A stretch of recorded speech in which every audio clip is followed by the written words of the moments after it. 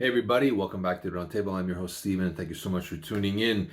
Another franchise is I know I say action franchise. This is action, sci-fi, fantasy, but this is one of the ones that I think, as I mentioned in other reviews of mine, when I go to the theater and the lights go down, the first image I get is Star Wars: A New Hope. That moment where I was transported to a galaxy far, far away. And every time I go to the theater, I am hoping I can relive that magic with this other franchise or movie that I'm seeing. Sometimes it does happen. Avengers Endgame took me to another place. Um, Lord of the Rings, the Star Trek movies. I was born at a great time where I got to see these great blockbusters in the theater, and I am so grateful for that. So as for the Star Wars, you have to realize I was about 7 years old when I saw the first one, and I was blown away. This is something that changed my life forever.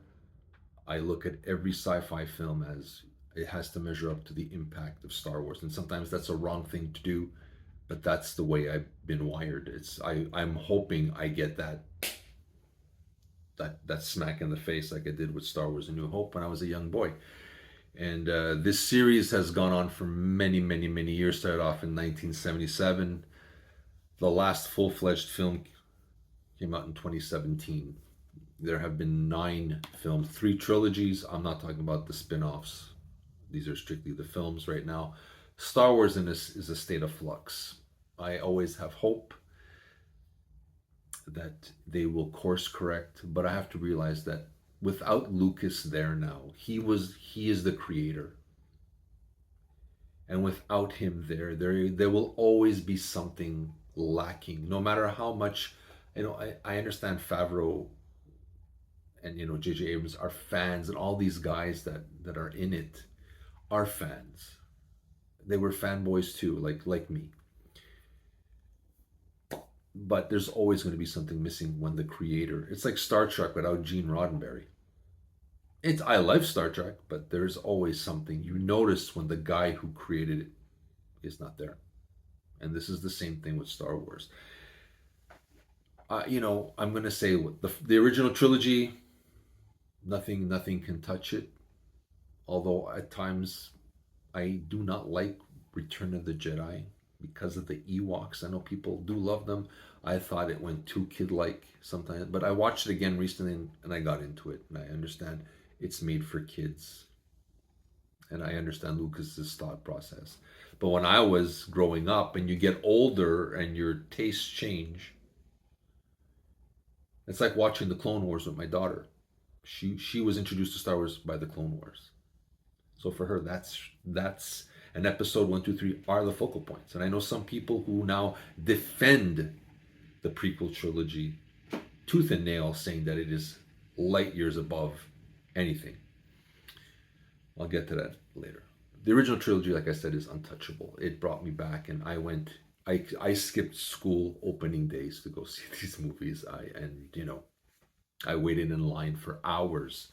There was lineups around the block, and I remember The Empire Strikes Back, even when Darth Vader goes, "I'm your father." Like, I mean, the theater erupt. I've never seen a theater erupt.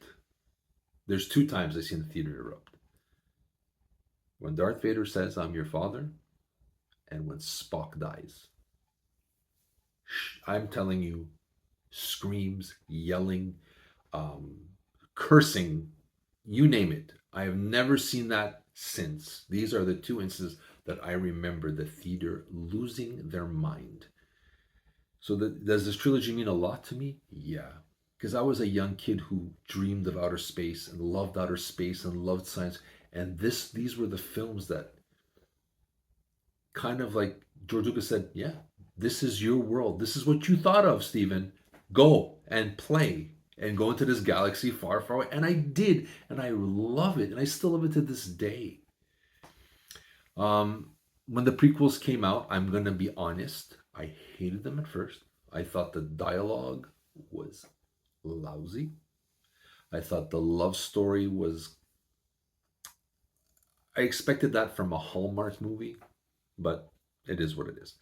I've learned to love them now. Well, especially the Phantom Menace and Revenge of the Sith. I still Attack of the Clones has yet to do anything for me. I think it's just gearing up for Revenge of the Sith. But you know, and then came the new trilogy, which I was kind of excited because when I saw, I think it was a year before it came out, this little trailer of The Force Awakens, and I went, oh my god, you know, it has the feel that 30-second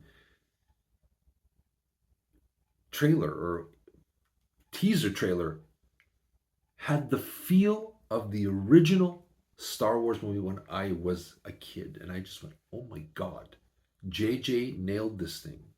I had no faith, but I'm excited. Went to go see the movie, The Force Awakens. And I'm going to say I was immensely entertained. Although I think most of us know that, Rey is Luke and Kylo Ren is kind of the Vader, and Solo is going to become the Obi-Wan thing. It was cut and paste. They just changed names.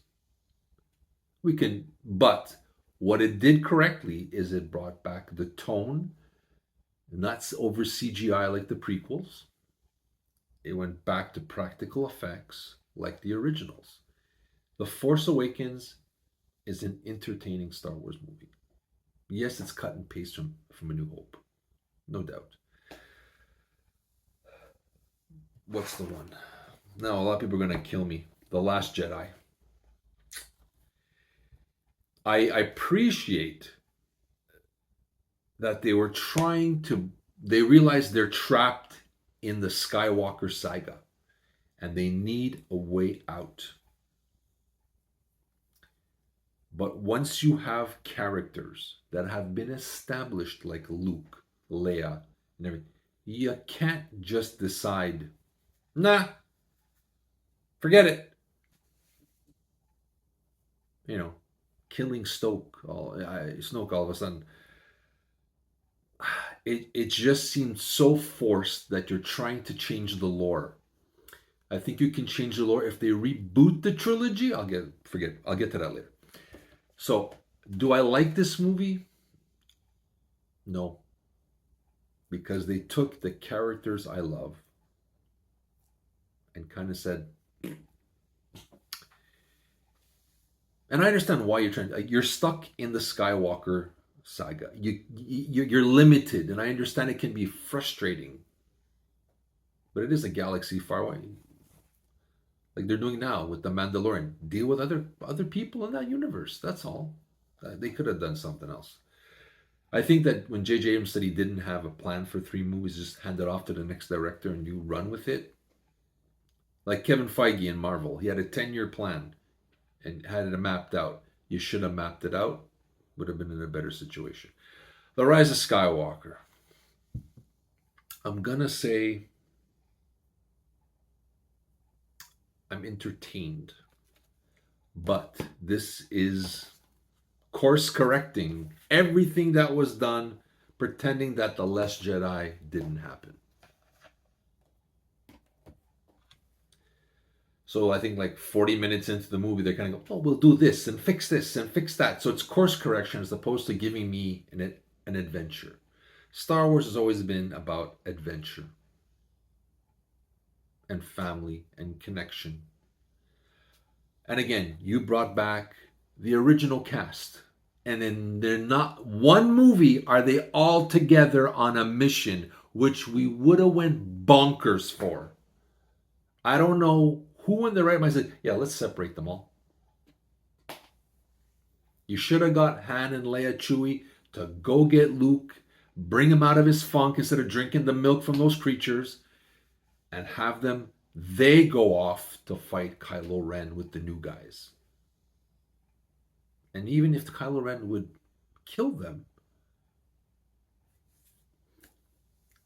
Han and Leia would do something at the end to show that they're their parents and they love him anyways, and it would cause the character arc to change. Something. But that they were all separated. Look at the last season of Picard. They brought them all together. And that's what we wanted. One last hurrah from the crew of the Enterprise. And this we got course correction. No thought of where this trilogy was going.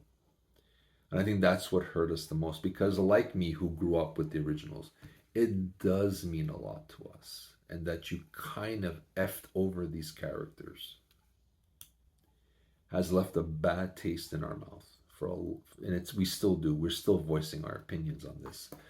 Do I still love Star Wars? Yeah. I think The Mandalorian gives me a little bit of hope. I liked Rogue One. Andor is phenomenal. When they want to do something, do it. Take your time. Take your time and do it. I even like Han Solo. The Han Solo movie was fine. It was entertaining. I'm not saying it's going to change your life, but it was entertaining. So Star Wars, what they need to do, reboot it. Fine, reboot it. Change the lore so you can have more leeway and don't rely strictly on the Skywalker saga. Reboot it. Start off with other characters first. Show the first Jedi and the Sith, and lead later into Luke Skywalker. End it off with the Skywalker saga. Show us all the rest of this universe of a galaxy far, far away. I would love to see this. Give us like a gritty Star Wars, like the old Republic, the Sith and the Jedi fighting it out, dirty, not PG-13, but give us the adult Star Wars like Andor, but with the war. Like Andor showed us the war is hard and it's nasty. Show us the Jedi's being, fighting for their lives, and show us the struggle to establish peace in the universe. Give us that, and then lead later on to Skywalker or whatever. There's so much to explore. Change the lore. Reboot it now. It's fine. I'm okay with it. Reboot it. We can't bring now, Harrison Ford anymore. They can't do it. As much as I love, like we saw Indiana Jones, he can't do it. And I love him. I love him. I love them all. They're 80 years old. I mean, it's time we move on. Unfortunately, we didn't get what we needed. Reboot the saga and expand the lore so you can play around and have a bigger sandlot to work with. That's all. Don't rely strictly on the Skywalker thing. And I think we'll do okay. But that's me. You let me know what you think. What did you like about it? What you didn't like? Do you like the prequels? Not like the people? Do you like the latest sequels? Some people do, and that's fair. Everybody has their own taste. Nobody's wrong. Nobody's right. Just giving my opinion on it. So may the force be with you, and I'll be seeing you soon, guys.